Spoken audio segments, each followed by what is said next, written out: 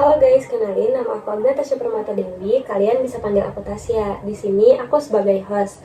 Aku dari jurusan Tasawuf Psikoterapi 5A. Di sini kita udah bareng narasumber yang keren nih. Boleh dong kenalin siapa dan dari kelas mana?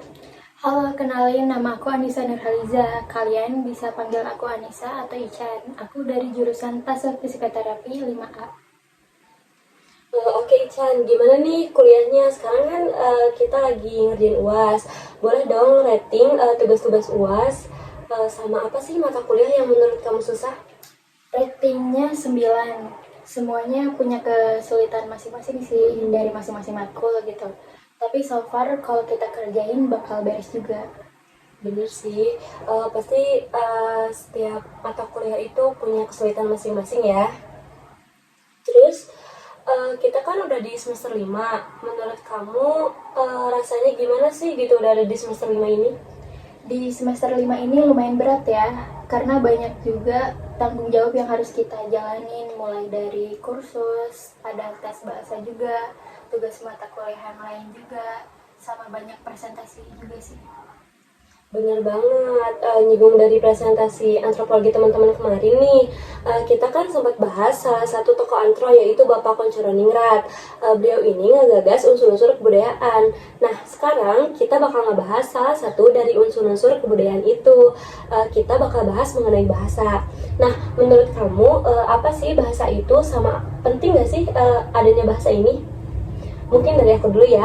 Menurut aku bahasa itu merujuk pada sistem komunikasi yang kompleks yang digunain sama manusia. Bahasa dalam arti ini nggak cuma mencakup kata-kata dan tata bahasa, tapi juga ngelibatin aspek-aspek nonverbal kayak gestur, ekspresi wajah, dan intonasi suara. Kalau menurut aku, bahasa itu simbol bunyi, di mana manusia itu menggunakan bahasa ini sebagai alat komunikasi. Dan selain itu, juga mereka menjadikan bahasa sebagai ciri khas daripada budaya tersebut dari setiap daerahnya. Misalkan, langsung tahu bahasa yang cuma orang dengar aja, kita tahu bahwa oh itu pasti dari daerah sini. Misalnya Madura, kan Madura itu punya logatnya tersendiri ya. Iya, bener-bener. Contohnya di kelas kita kan juga itu dari berbagai daerah yang bahasanya pun pasti beragam.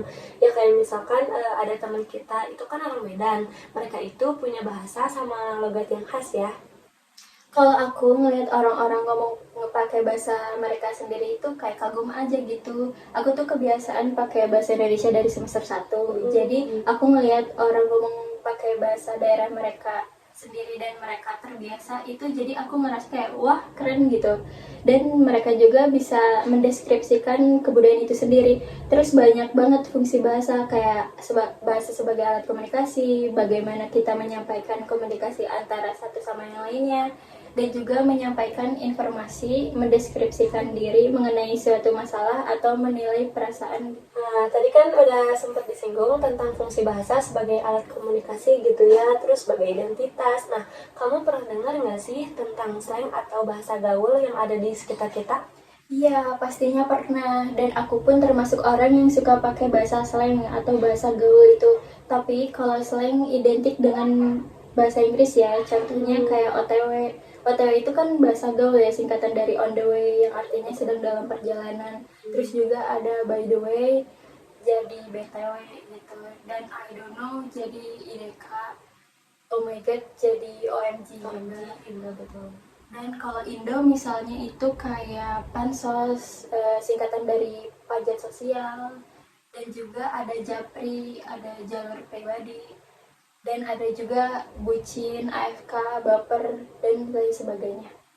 Tapi aku mau nanya deh, kan aku termasuk orang yang suka pakai bahasa gaul ini. Nah, menurut kamu bagaimana sih bahasa gaul ini atau slang kita ini? Menurut aku, slang atau bahasa gaul itu nggak cuma sekedar gaya bicara aja ya, tapi juga kayak semacam kode kita gitu loh. Nah, dari gaya bicara kita bisa nunjukin kita berasal dari kelompok atau suka sama kelompok budaya tertentu. Gimana menurut kamu? Setuju. Selain itu, kadang bikin kita jadi eksklusif, tapi di sisi lain kita bisa jadi kreatif dan bisa ngikutin perkembangan zaman. Selain itu, kayak bahasa rahasia sendiri loh. Menurut kamu, gimana sih pandangan antropologi terhadap bahasa gaul yang ada di zaman sekarang ini? Nah, antropologi ngelihat bahasa gaul ini sebagai cerminan dinamika budaya dan interaksi sosial di masyarakat saat ini. Bahasa gaul juga mencerminkan identitas kelompok, perubahan norma sosial, dan adaptasi terhadap perkembangan zaman gitu. Terus menurut kamu, apa hubungan antropologi linguistik dan bahasa gaul ini? Nah, antropologi linguistik itu adalah cara kita memahami bahasa dari sudut pandang budaya dan masyarakat. Ketika kita ingin melihat bahasa gaul seperti bahasa slang, itu sebenarnya adalah jendela bagaimana orang berkomunikasi dalam kelompok-kelompok tertentu.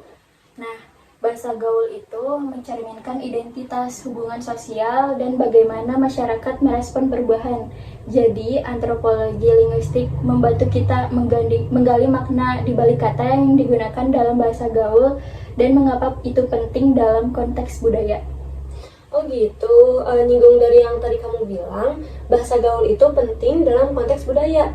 Nah, menurut kamu bagaimana bahasa gaul ini penting dalam konteks budaya? Nah, iya, bahasa gaul ini memiliki kepentingan besar dalam konteks budaya. Ini seperti kode komunikasi khusus yang digunakan oleh kelompok tertentu. Bahasa gaul ini membantu orang-orang agar merasa terhubung dan membangun identitas bersama.